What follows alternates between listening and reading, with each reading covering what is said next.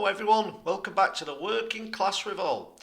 And I want to talk about an article today in the BBC in which it talks about Keir Starmer leaving Germany and how the negotiations have gone and what he plans to set in place.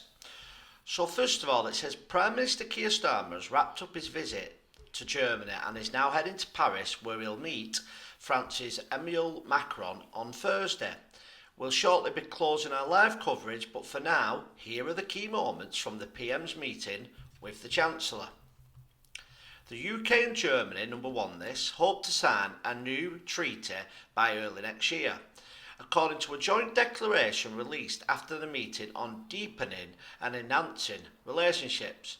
So, on number one, that to me sounds like it means absolutely nothing, by Starmer trying to cozy back up to the EU. Remember that Germany and France, without the UK, are by far the two most powerful countries in the EU.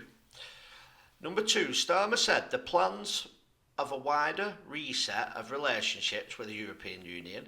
I think the BBC at this point are just trying to make it look like there's something good going on here, because the first two are the same thing and mean absolutely nothing. Number three, and we're still on about the treaty, the treaty will not mean reversing Brexit or re-entering the single market, the PM says. Well, let's hope that Keir Starmer is telling the truth on that one.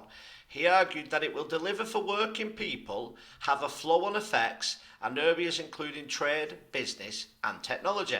Well, we know for a fact that that isn't true.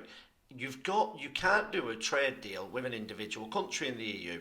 It has got to be agreed by every single country in the EU. It will contain an action plan to tackle illegal immigration, but won't have a youth mobility scheme, the Prime Minister said. Again, on the illegal migration, I do believe that we will see the numbers on illegal immigration drop, especially after this next meeting with the French Prime Minister. But what I think will happen is that Keir Starmer will agree to allow round about the same, if not more, amount of legal migrants from the EU in instead. But remember this, when I say the EU, I don't mean they'll be from countries in the EU.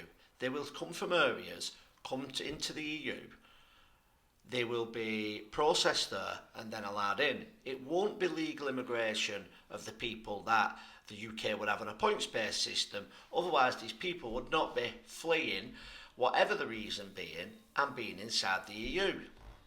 Starmer expressed sympathy for the German people following the attack on Friday, in which 3 people were killed. Both Starmer and the Chancellor reframed their ongoing support for Ukraine for as long as it takes and the need to de-escalation across the Middle East.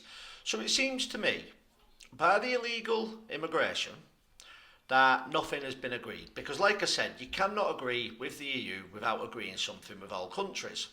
The illegal immigration, like I said, there may be a drop in numbers of the illegal boat people, but believe me, the deal that Starmer will do in order to claim that victory will be far worse for the UK in the long run. So let's see how Keir Starmer's meeting goes next with the French President, and let's see what comes from that. My opinion on all this, I think this is the start of the Prime Minister Keir Starmer trying to get us back into the EU through the back doors. I think what he'll do, very much like David Cameron did when he was trying to renegotiate, he will go round and he'll start telling us all these incredible plans and how everything is only happening in the UK because of our partners in the EU.